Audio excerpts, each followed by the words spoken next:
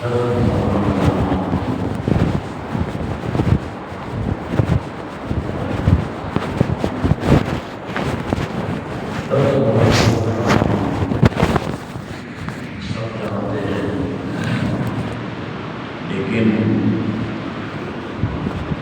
یہ یاد دلانا کافی ہے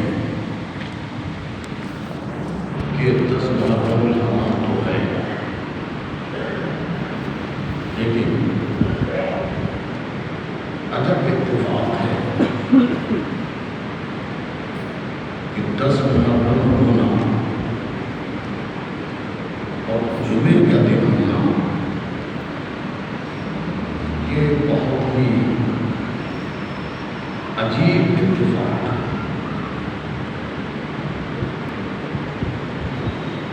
10 محرم اور جمعے کا دن، 10 محرم اور جمعے کا دن تھا،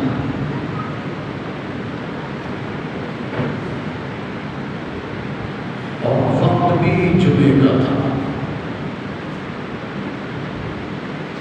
جب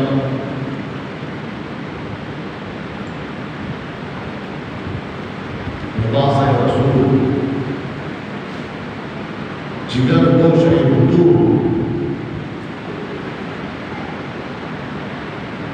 لفظ جگر مولا علی نے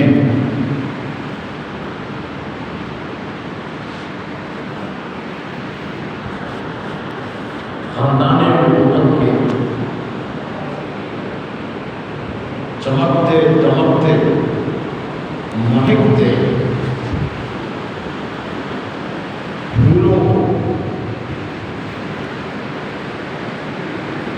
بارگاہ الہی میں پہلے پیشگی اور پھر آخر میں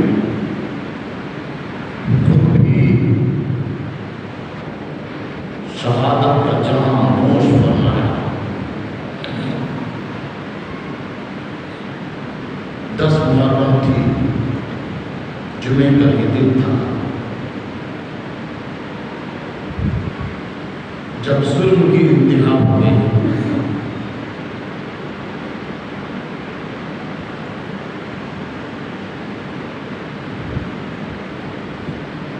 دنیا دیکھتی رہی، آسمان رستا رہا، سورج کانپتا رہا،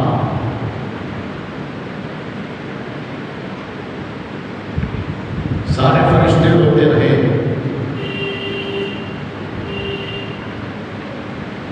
زمین تھرا میں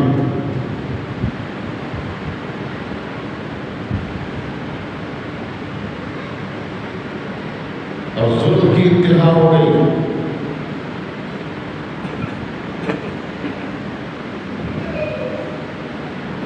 یہ 10 محرم جمعے کا دن تھا جب ظلم کی انتہا ہوئی اور شہادت کا جام واسع رسول نے نوش فرمایا۔ جب دنیا کی انتہا ہو جائے گی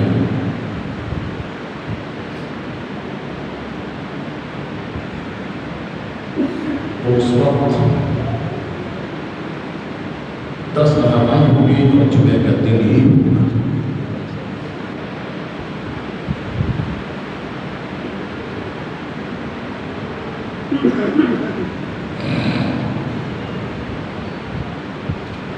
زمین کو جانا چاہیے تھا، سورج کو ٹکڑے ٹکڑے ہو جانا چاہیے تھا، ستاروں کو گر جانا چاہیے تھا،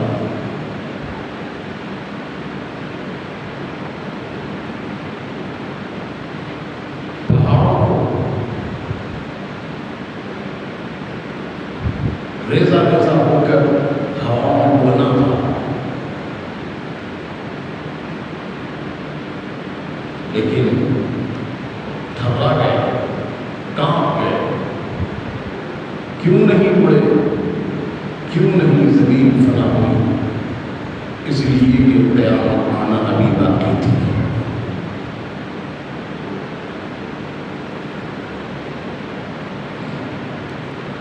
الجبال سيرت وإذا العشار عطلت وإذا الوحوش حشرت وإذا النجوم انكدرت. وہ وقت بھی آئے گا جب ستارے ٹوٹ جائیں.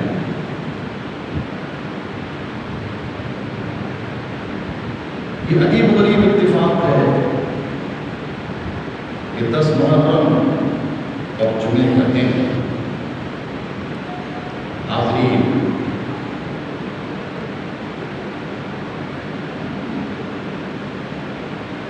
10 محرم یوم عاشورہ جسے کہتے ہیں، یہ 10 محرم کا جو دن ہے وہ کربلا سے پہلے بھی مشہور تھا، کربلا میں بھی مشہور تھا، آج بھی مشہور ہے.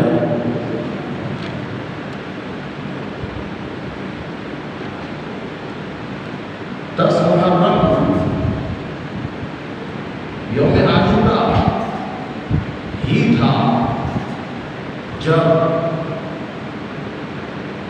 سیدنا آدم علیہ السلام یہ زمین پر کھانے کی وجہ سے، دانے گندم کھانے کی وجہ سے روتے رہے اور 300 برس تک آسمان کی طرف سر اٹھا کے نہیں دیکھا.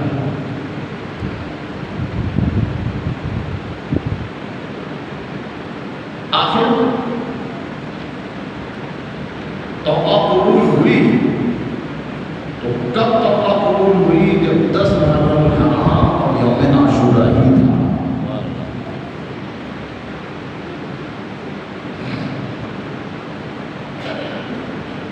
پھر ظلم کی انتہا، آدمیوں کی کثرت ہوئی، پھر کفر و شرک بڑھنے لگا، پھر ظلم اپنی انتہا کو پہنچا. نوح علیہ السلام کا زمانہ آیا، وہ بھی 950 برس تک سمجھاتے رہے اور ظلم اپنی انتہا کو پہنچ گیا. پھر وہی ہوا، نوح علیہ السلام کی کشتی جودی پہاڑ پر پہنچی، سارے کافرین، مشرکین، منافقین غرق ہو گئے، ڈوب گئے، اور سلامتی کے ساتھ، حفاظت کے ساتھ، امن و امان کے ساتھ جودی پہاڑ پر جودی کشتی پہنچی. جودی پہاڑ پر کشتی پہنچی، وہ دن 10 محرم حرام تھا، یوم عاشورہ.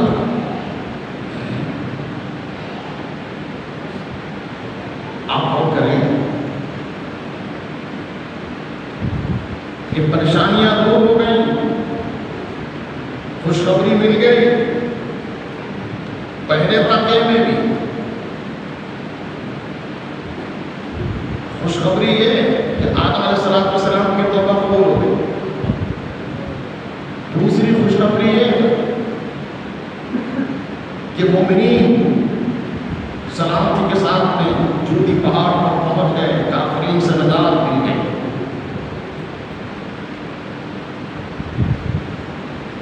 یہ خوشی کی بات نہیں ہے تو کیا ہے؟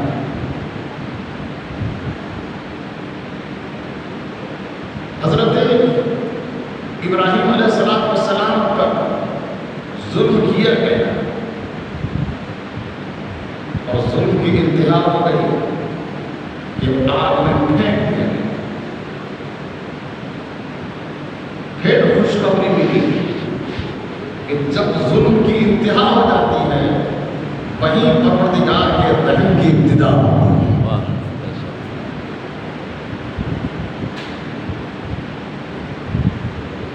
خوشخبری مل گئی،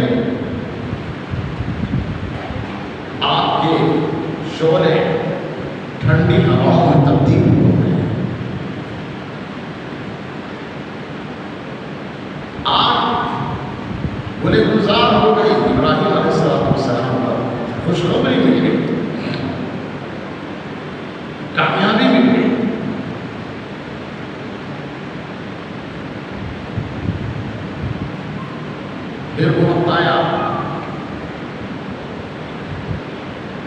کہ حضرت سیدنا عیسیٰ علیہ السلام کو شہید کرنے کے لیے لوگ تیار ہو گئے. ظلم کی انتہا اللہ تعالیٰ نے عیسیٰ علیہ السلام کی شکل میں انہی کے آدمی کو ایک بنا دیا اور حضرت عیسیٰ علیہ السلام کو آسمان کو اٹھا لیا گیا. کامیابی مل گئی.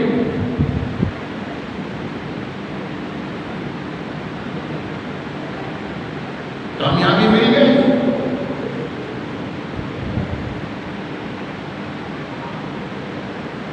پھر وہ وقت آئے گا کہ جب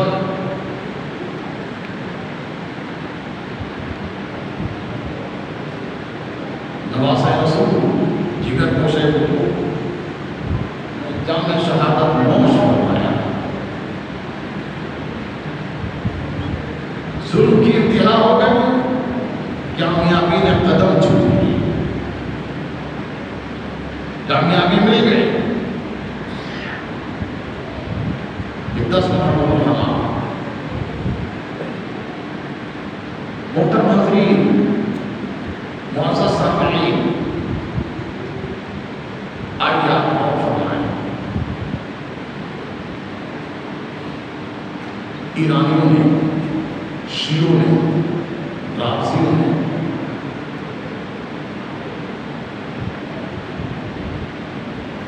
محرم الحرام کو اور محرم کو غم کا مہینہ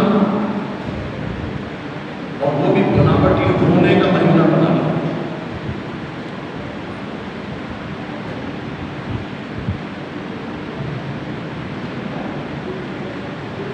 اور وہ کام اور کریں آپ، سوچیں آپ، ذہن پہ زور دیں، سمجھیں اور سمجھائیں. وہ کام جو میت کے لیے کی جاتے ہیں وہ امام حسین کی شہادت کے نام پر کیے جاتے ہیں.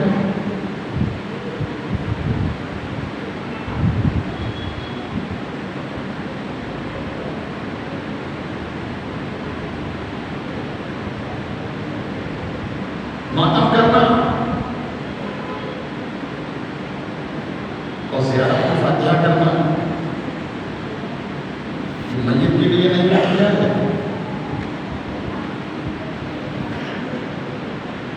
ایک طرف قرآن ان کو شہید کہتا ہے اور تم اپنے کردار سے ان کو مردہ سمجھتے ہو. قرآن ان کو زندہ کہتا ہے. قرآن کریم کہتا ہے مردہ نہ کہو زندہ ہے. عقل کہتی ہے کیسے زندہ ہے؟ کوئی حرکت نہیں ہے، کوئی گفتگو نہیں، کیسے زندہ ہے؟ سر بھی الگ ہے، دھڑ بھی الگ ہے. آپ کہتے ہیں کیسے زندہ ہے؟ چلو قرآن کریم نے کہہ دیا کہ زندہ کہیں گے نہیں لیکن سمجھیں گے تو. قرآن نے کہا نہیں، وَلَا تَحْسَبَنَّ الَّذِينَ قُتِلُوا فِي سَبِيلِ اللَّهِ أَمْوَاتًا بَلْ أَحْيَاءٌ عِندَ رَبِّهِمْ يُرْزَقُونَ. مردہ کہنا تو الگ بات ہے، مردہ گمان بھی نہ کرو، مردہ خیال بھی نہ کرو. تمہاری عقل کہہ رہی ہے تو عقل کو ایک طرف رکھو. اب قرآن کی بات مانو وہ زندہ ہے. بل احیاء عند ربهم، وہ اپنے رب کے پاس میں زندہ ہیں. اور کتنی روک لگائی قرآن کریم. کیسے زندہ کہتے ہیں ہم؟ نہ کھا رہے ہیں نہ پی رہے ہیں. پھر ایک سوال، کیسے زندہ کہتے ہیں؟ قرآن کریم کہتا ہے تکلف ہو، یہ تمہاری زندگی کا کھانا اور پینا یہ تمہارے پاس ہے. قرآن کہتا ہے یرزقون عند ربهم، اللہ تعالیٰ ان کو اپنے فضل سے روزی کھلاتا ہے، تم کو نظر نہیں آتا. یرزقون عند ربهم، اللہ ان کو روزی دیتا ہے.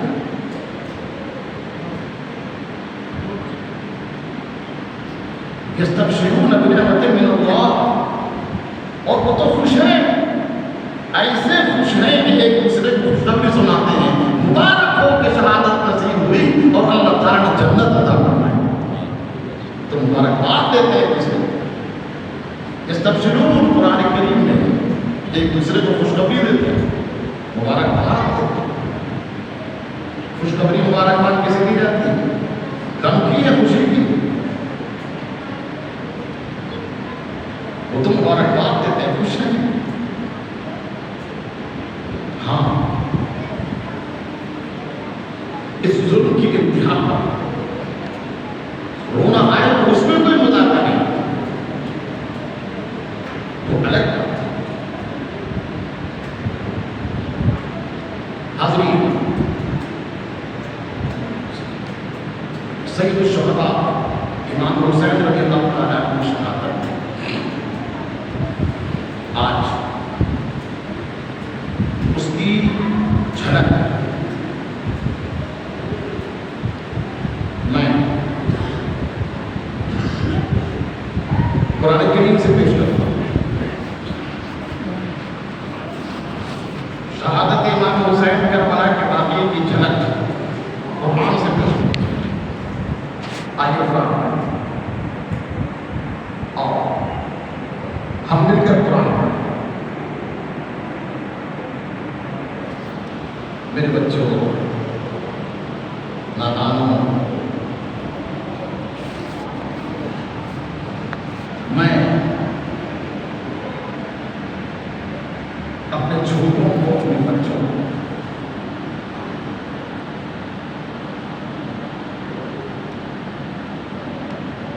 بڑی دردمندی کے ساتھ ہاتھ چھوڑ کر گزارش کرتا ہوں اپنے بچوں سے، رحم کرو اپنی زندگی میں. مت دیکھو موبائل، چھوڑ دو اپنے موبائل میں اسٹوری اور بیکار کی باتیں، من گھڑت چیزوں کو دیکھنا، دل بہلانا.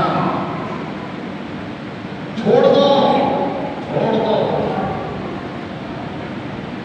راتوں کو 1 بجے اور 2 بجے تک فلم دیکھنا چھوڑ دو.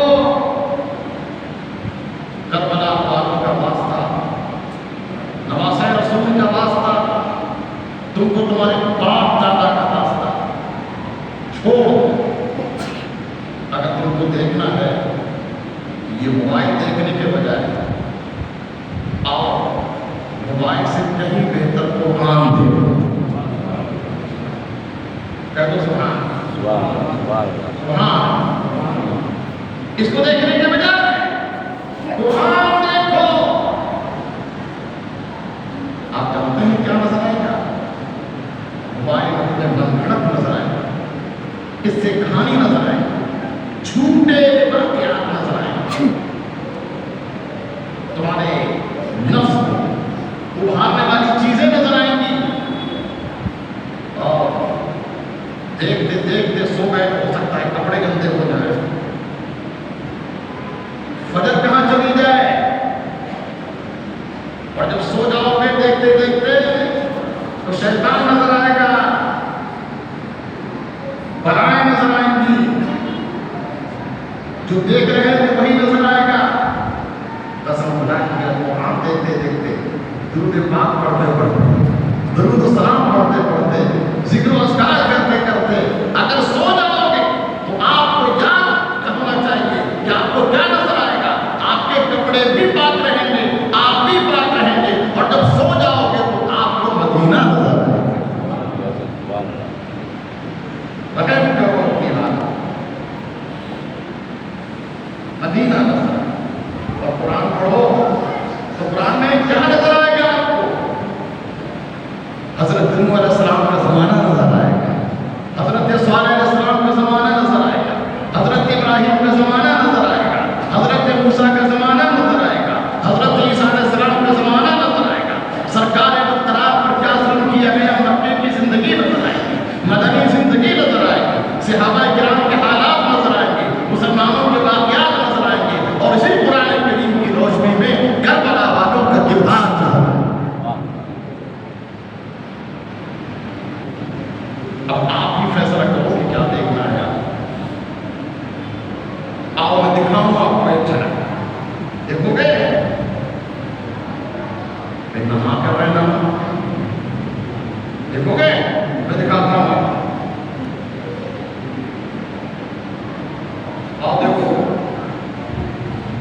کھولو قرآن کریم، پڑھو یاسین شریف.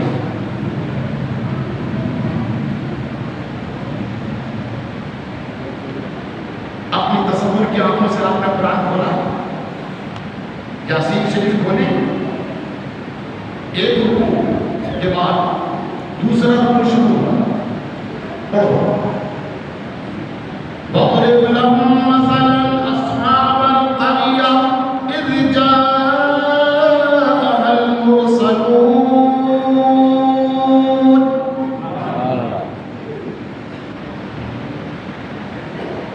قرآن کریم کہتا ہے یاسین شریف کی آیت کریمہ بیان کرو اے محبوب علیہ السلام، اے میرے محبوب اپنے ماننے والوں کو ایک واقعہ یاد دلا. سبحان اللہ.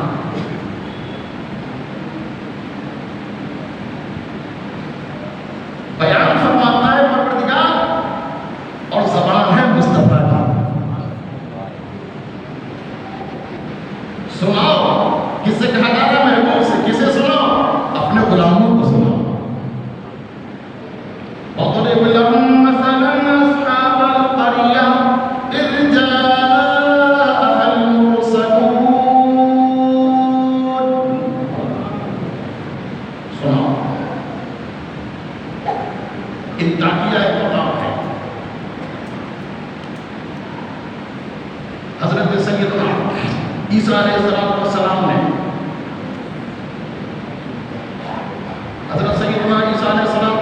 نے اپنے دو مبلغین کو بھیجا، اپنے دو نائبین کو بھیجا اور کہا انتاکیہ چلے جاؤ. اور بادشاہ وہاں کا کافر مشرک ہے، ظالم ہے، وہ توحید کا قائل نہیں ہے، کفر و شرک میں مبتلا ہے، تو اس کو دعوت اسلام بھیج دو.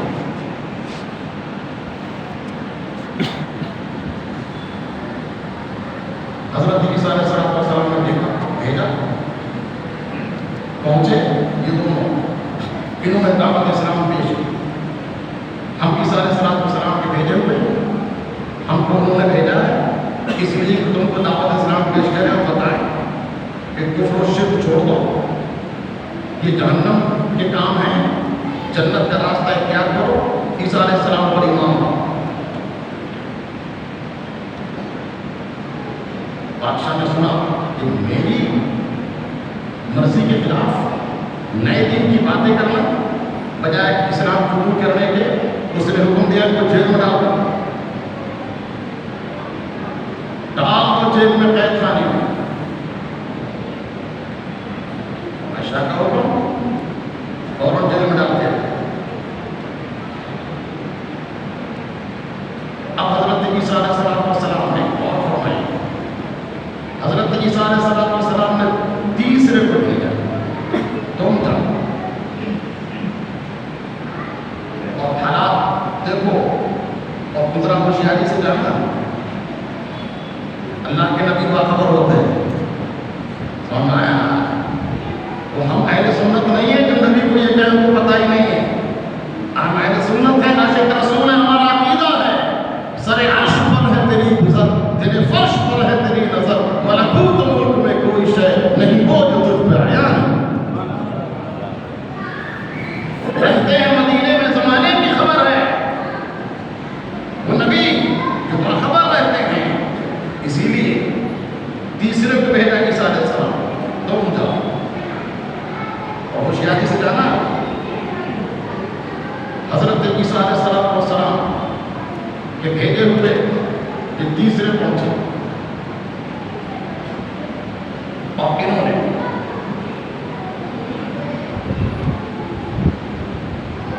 پہنچ کر وہاں حالات دیکھے. انہوں نے ایک دم کھلا اسلام کی دعوت نہیں دی. انہوں نے بادشاہ تک پہنچنے کا راستہ اختیار کیا، اچھے اچھے کام کیے، لوگوں نے پسند کیا اور پسند کرتے کرتے بادشاہ تک خبر پہنچائی. بادشاہ نے ان کے کام کو دیکھا تو ان کو عہدہ دیا. عہدہ بڑھتا رہا، ترقی ہوتی رہی، بادشاہ کے وزیر بن گئے۔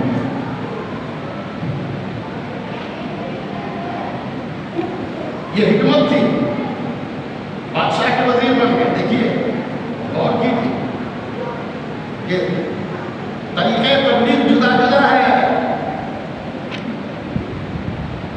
ہر نبی کا طریقہ جدا جدا ہے، ایسے ہر ولی کا طریقہ جدا جدا ہے۔ سمجھو تو صحیح، ہر نبی کا طریقہ الگ الگ ہے، ایسے ہر ولی کا طریقہ الگ ہے۔ راستہ ایک ہی ہے، جانا ایک ہی طرف ہے، طریقہ الگ ہے۔ یہ پہنچے، یہ بھائی میں اپنی طرف سے نہیں کہہ رہا ہوں، آپ یاسین شریف پڑھیے۔ یہ پہنچے اور بادشاہ کے وزیر بن گئے۔ اب وزیر سے خاص باتیں بادشاہ کرتا ہے، انہوں نے دیکھا کہ میری بات بادشاہ ماننے لگا، کہنے لگے یہ بتاؤ کہ جتنے لوگ قید میں ہیں ان کا کیا حال ہے؟ تو قیدیوں کے بارے میں بادشاہ نے کہا اس کا یہ قصور تھا، اس کا یہ قصور تھا۔ ان قیدیوں کے ساتھ ساتھ ان دو آدمیوں کے بارے میں جب بات آئی تو بادشاہ نے کہا نیا دین لے کر آئے تھے، نیا مذہب لے کر آئے تھے، اس لیے میں نے ان کو قید کیا۔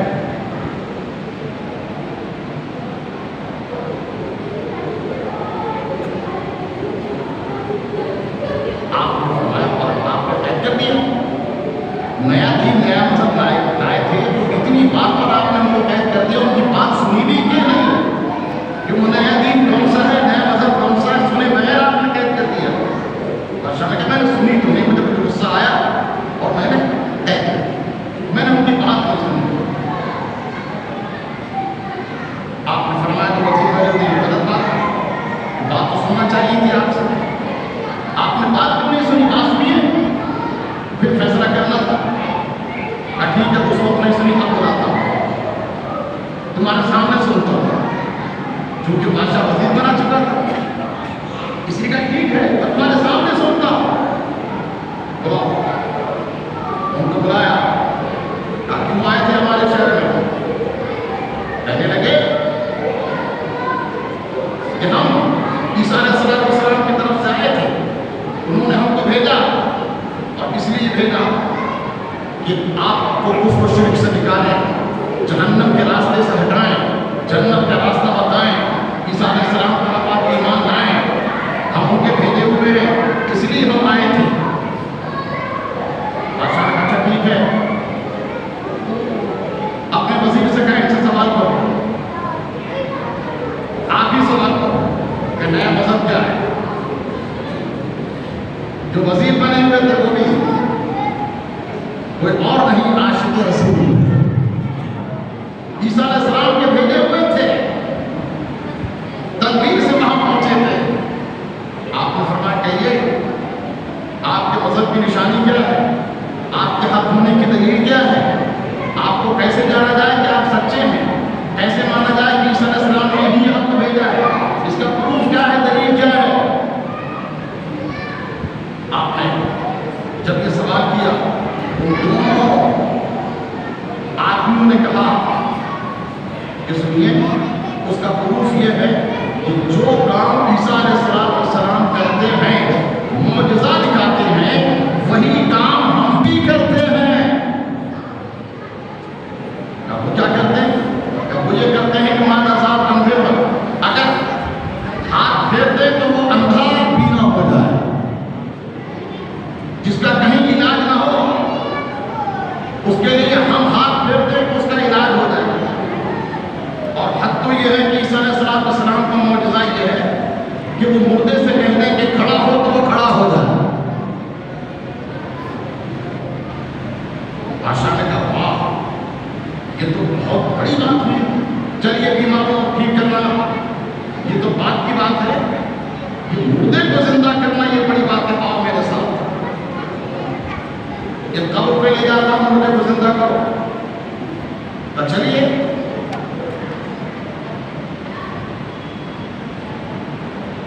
پہنچے، ایک قبر پہ اشارہ کیا اس مردے کو زندہ کرو۔ ان دونوں نے دعا کی اللہ تعالیٰ کے حکم سے عیسیٰ علیہ السلام نے ہم کو بھیجا ہے، اس کی دلیل کے لیے اے مردہ تو اللہ کے حکم سے زندہ ہو جائے۔ مردہ قبر سے نکلا اور اس نے کہا کہ میں اللہ کے حکم سے زندہ ہوں۔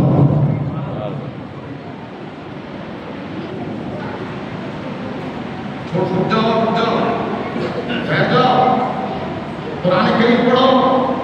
یہ کیا مطلب؟ ان دونوں نے جو اب دکھائی اپنی طاقت، اس طاقت کو اپنی طاقت نہیں کہا، اس طاقت کو نبی کی طاقت معجزہ کہا۔ یہ ہماری طاقت نہیں ہے، یہ اپنے وقت کے نبی کا معجزہ ہے، جس کو اگر یہ طاقت ظاہر ہو تو اس کو معجزہ کہتے ہیں، اور ولی کی طرف سے ظاہر ہو اسی کو کرامت کہتے ہیں۔ خواجہ غریب نواز نے کسی کے کرامت کے بارے میں نہیں کہا یہ میری کرامت ہے، بلکہ آپ نے یہی کہا یہ اللہ کی قدرت ہے اور میرے نبی کا معجزہ ہے۔ ولی اپنی طرف سے کچھ نہیں کرتا ہے، جو اللہ کا حکم ہوتا ہے، جو نبی کا اشارہ ہوتا ہے، ولی وہی کرتا ہے۔ حضرت عیسیٰ علیہ السلام جب بھیجے ہوئے، انہوں نے جب مردے کو زندہ کیا، یہ ان کا مردے کو زندہ کرنا سمجھ میں آ گیا، یہ ان کی ولایت ہے اور عیسیٰ علیہ السلام کا معجزہ ہے۔ اور وہ مردہ زندہ ہوا، آپ کہیں گے ہم آگے بڑھیں اور بات مکمل ہو جائے، خطبے کا وقت پڑ رہا ہے، اور کیجئے۔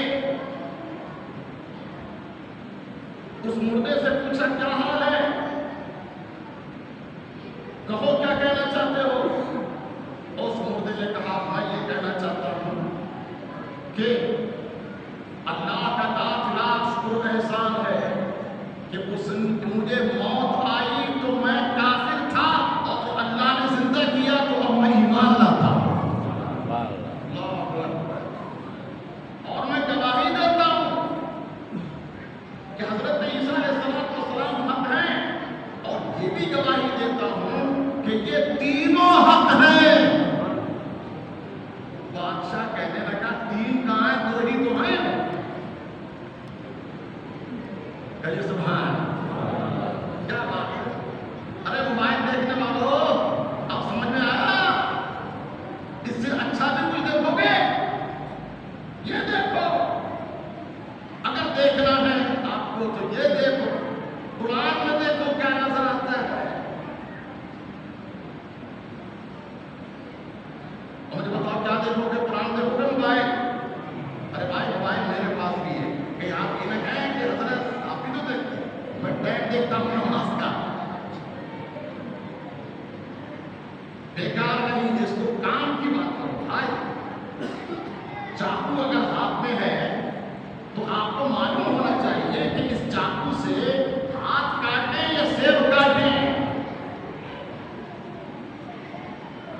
چاقو سے سیب کاٹو، ہاتھ مت کاٹو، انگلی مت کاٹو، آپ انگلی ہی کاٹ رہے ہیں۔ اللہ تعالیٰ نے موبائل دیا ہے نماز کا وقت ادا کرنے کے لیے، اللہ تعالیٰ نے موبائل دیا ہے آپ کو حساب لگانے کے لیے، بہت سارے اچھے کام ہیں، اس سے کام ہو، خرافات نہیں، واہیات نہیں، بربادی نہیں۔ دیکھو تو اس میں آپ کو بہت کچھ بہتر بھی نظر آتا ہے۔ قرآن میں بادشاہ نے کہا یہ دو ہیں تین نہیں ہیں، یہ تین کی کیوں گواہی دیتے ہو؟ کہنے لگا تین ہیں تین، سنو تین دو یہ ہیں کہ جو حضرت عیسیٰ علیہ السلام نے ان کو بھیجا ہے، اور تیسرے تیرے وزیر ہیں جو سامنے بیٹھے ہیں، ان کو بھی عیسیٰ علیہ السلام نے بھیجا ہے۔ ارے بھائی اس مردے کو کس نے بتا دیا ہے؟ مجھے بتاؤ، یہ جب زندہ تھا تو یہ عیسیٰ علیہ السلام کے پاس تھا کیا؟ یہ کس نے بتا دیا اس کو؟ فیصلہ کرنا پڑے گا کہ اس کو نہیں بتایا، اس کو ایمان کی طاقت نے بتا دیا۔ اللہ تعالیٰ نے آن فان سب بتا دیا، اس نے وہی گواہی دی، یہ دین ہے۔ بادشاہ کو غصہ آیا، کیا مطلب تم میرے وزیر ہو اور میرے خالف؟ تیسرے نے کہا دیکھیے ایسا ہے کہ اگر آپ کے بت سچے ہیں اور تو ان دونوں نے جو کام کیا ہے وہ اپنے بتوں سے کرائیے، اپنے بتوں سے بھی کہیے کہ وہ بھی مردے کو زندہ کریں۔ اگر ان کو جھٹلانا ہے، اب جواب تو کوئی تھا نہیں، کوئی جواب نہ تھا، اللہ اکبر، کوئی جواب نہیں۔ کربلا میں یزیدیوں کے پاس میں کوئی جواب نہ تھا۔ امام حسین نے ارشاد فرمایا ان کو بتاؤ پورے زمین پر نبی کے نواسہ میرے علاوہ کون ہے؟ کیا میں نواسہ رسول نہیں ہوں؟ بتا دو۔ سب جانتے تھے، امام حسین بھی جانتے تھے، یہ سب جانتے، مگر جتایا۔ اب بھی سمجھ جاؤ،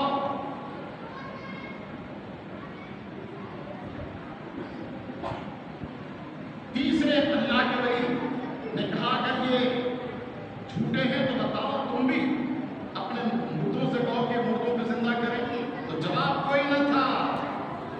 یزیدیوں کے پاس بھی کوئی جواب نہ تھا۔ یہ پہلے سے ہو رہا یہ ہے کربلا اور یاسین کے واقعات، ان کے پاس بھی کوئی جواب نہ تھا یزیدیوں کے پاس، بادشاہ کے پاس کوئی جواب نہ تھا۔ کہنے لگا بادشاہ کے تینوں کو جکڑو اور ایک خندق کھدواؤ، خندق اس میں آگ دباؤ اور ان تینوں کو آگ میں ڈالو۔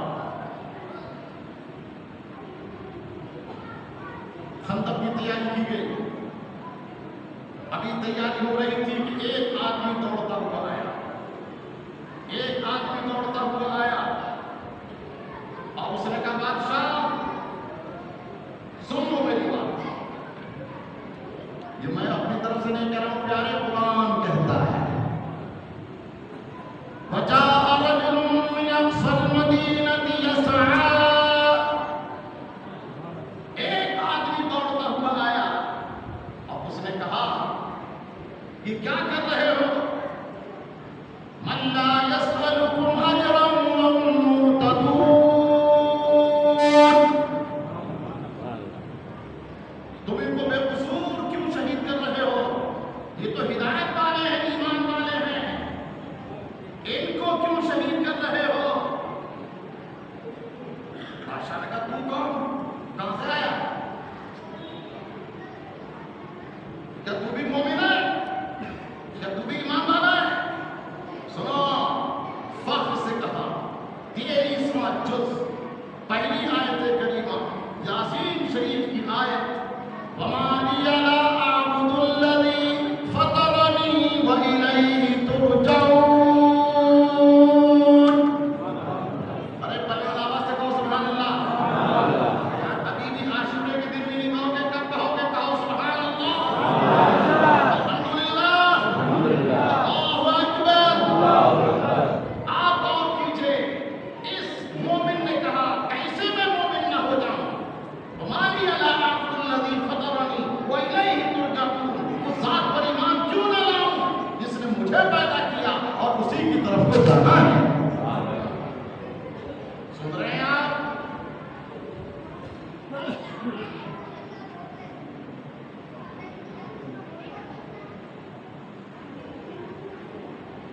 ایسے وقت میں جب ظلم کی انتہا ہو رہی تھی تو ایمان والا جو چھپا ہوا تھا وہ برداشت نہ کر سکا، اس نے اپنے ایمان کو ظاہر کر دیا، ظاہر کر دیا اپنے ایمان کو۔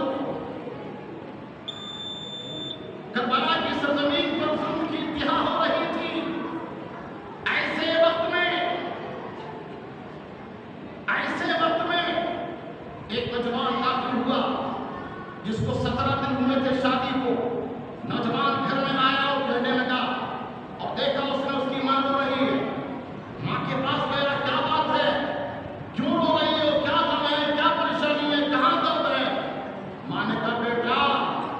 نہ کوئی پریشانی ہے، نہ کوئی غم، نہ کوئی تکلیف، نہ ہی درد۔ بات یہ ہے آج نواز رسول کربلا میں ہے، ظلم کی انتہا ہو رہی ہے بیٹا۔ نواز رسول کو شہید کرنے والے تلے ہوئے ہیں جو ان کو شہید کر دیں۔ بہت سارے اہل بیت نبوت کے پھول جام شہادت نوش کر چکے ہیں بیٹا۔ اس سے پہلے کہ نواز رسول شہید ہوں، اگر تو نے میرا دودھ پیا ہے تو بھی چلا جا، ان کی شہادت سے پہلے جام شہادت نوش کر لے۔ نوجوان بیٹے نے کہا ہاں 17 دن ہوئے ہیں شادی کو، کیا ہوا؟ میں کیسے جاؤں؟ بیوی روکے گی، بیوی سے بات کروں؟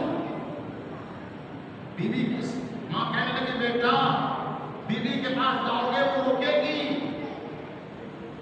کہیں ایسا نہ ہو کہ تجھے روک دے اور شہادت کا مقام تجھے نہ ملے۔ بیٹا اس کے پاس نہ جا۔ نوجوان نے کہا وہ میری بیوی ہے، مجھے امید ہے کہ وہ نہیں روکے گی۔ 17 دن کی دلہن کے پاس جانے کے بعد کہنے لگا نوجوان میری ماں رو رہی ہے اور انہوں نے یہ کہا ہے اب میں تمہارے پاس آیا ہوں، میں جا رہا ہوں، تمہاری اجازت چاہیے، نواز رسول کی بارگاہ میں جا رہا ہوں۔ بیوی نے روکا نہیں، بس کہا تو اتنا کہا سنو جا رہے ہو جاؤ، لیکن جب جامع شہادت نوش کر لو اور شہید ہو جاؤ اور جنت تمہیں مل جائے تو اکیلے نہیں جاؤ گے، وعدہ کرو کہ مجھے ساتھ لے کر جاؤ۔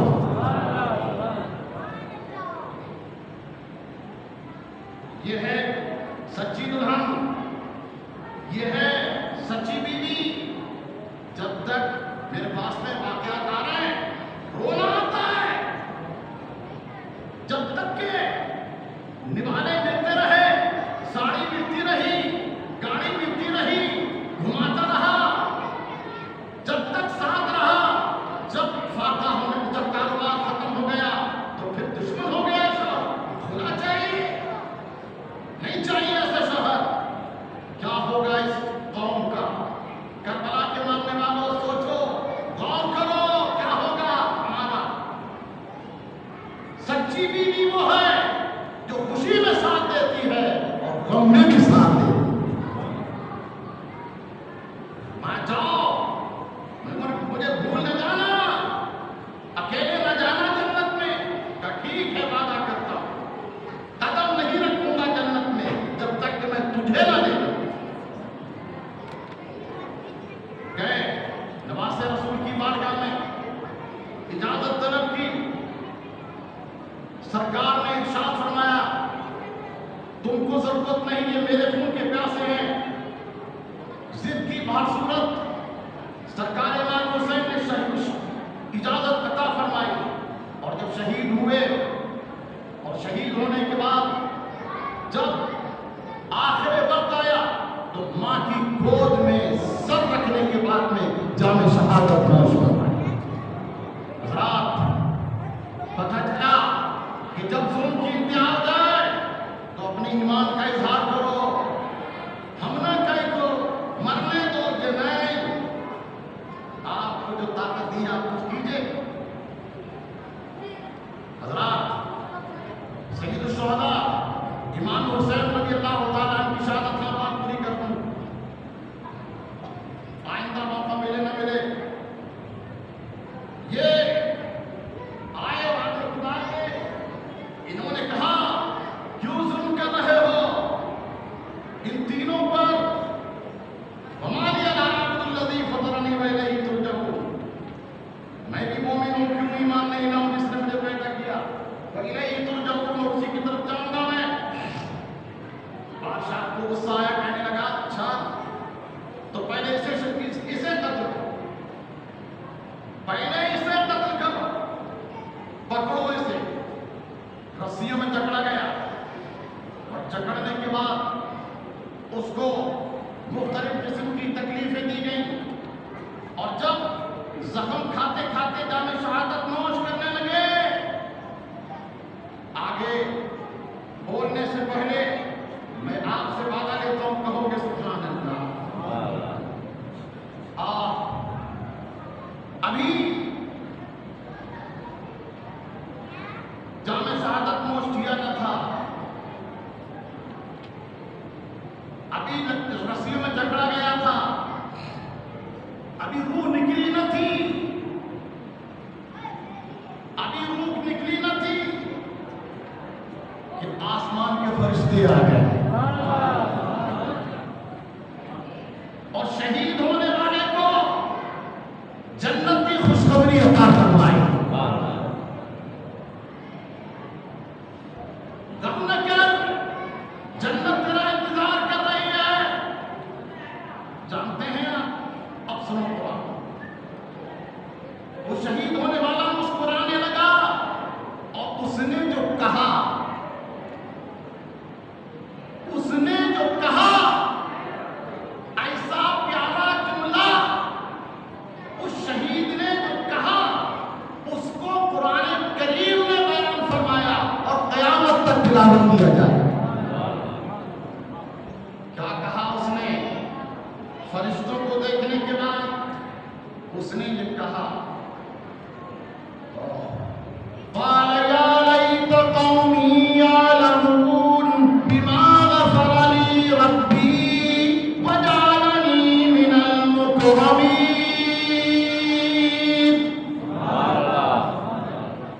کاش کہ میری قوم جان لیتی، کاش کہ میری قوم کو معلوم ہو جاتا بما غفر لی ربی، کہ میرے پروردگار نے میری مغفرت فرما دی ہے۔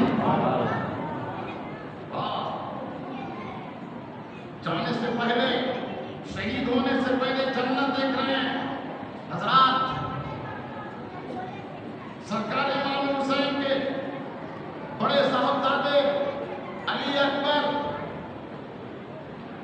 وہ علی اکبر جو سرکار کے مشابہ تھے، جب میدان کربلا میں آئے تو دیکھنے والوں کی، ایمان والوں کی ہچکیاں بن گئیں کہ ان کو دیکھ کر رسول کائنات یاد آتے ہیں۔ حضرت علی اکبر نے میدان میں لانے کے بعد میں کہا، اے لوگو، نحن اہل بیت اولا بالنبی، نبی کے گھر والوں میں سب سے افضل ہم ہیں، سب سے افضل ہم ہیں۔ میں اگر شہادت کی پوری تفصیل بتاؤں گا تو وقت ہوگا، لیکن کہنا یہ چاہتا ہوں کہ ابھی میں نے جو سنایا آپ کو کہ شہید ہونے سے پہلے یاسین شریف کی آیت ہے کہ انہوں نے فرشتے دیکھے، جب حضرت علی اکبر رضی اللہ تعالیٰ عنہ شہید ہونے لگے، سرکار امام حسین کے زانوے مبارک میں سر رکھا اور جانتے ہیں حضرت علی اکبر مسکرا رہے ہیں اور فرما رہے ہیں، آپ نے فرمایا کیا بات ہے بیٹا؟ آپ نے فرمایا میرے والد نانا جان مجھے نظر آ گئے، میرے نانا جان کی ہاتھوں میں ایک پیالہ ہے، وہ پیالہ مجھے پلا رہے ہیں، اور پیالہ پلانے کے بعد میں نے کہا آقا میرے نانا میں بہت پیاسا ہوں، میں بہت پیاسا ہوں، پورا پیالہ مجھے پلائیے۔ نانا جان یہ کہہ رہے ہیں بیٹا تم آ جاؤ، جامع شہادت نوش کر کے آ جاؤ، حوض کوثر تمہارا انتظار کر رہی ہے، اور یہ پیالہ اس لیے بچایا ہے کہ میرا بیٹا حسین پیے گا۔ شہید ہونے سے پہلے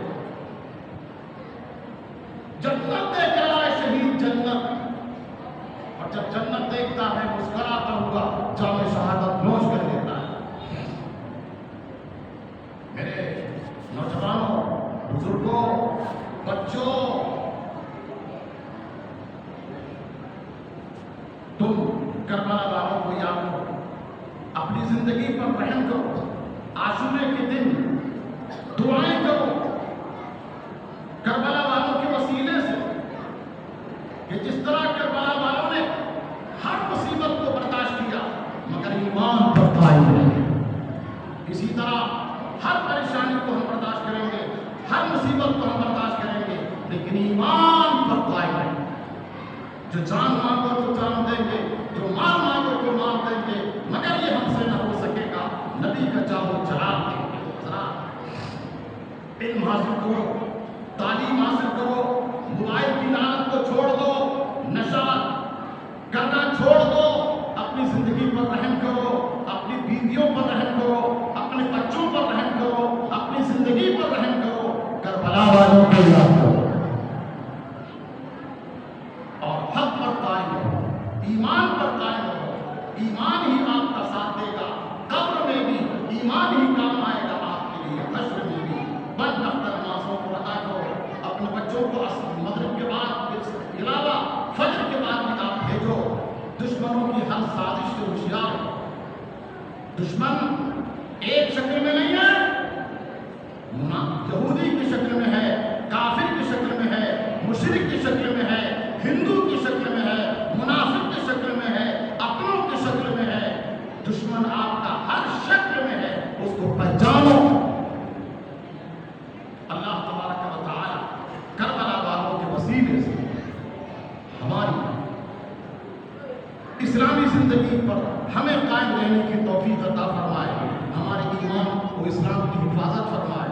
کربلا والوں کے غلاموں میں اللہ تعالیٰ دنیا میں بھی شمار فرمائے اور کربلا والوں کے غلاموں میں جنت بھی عطا فرمائے۔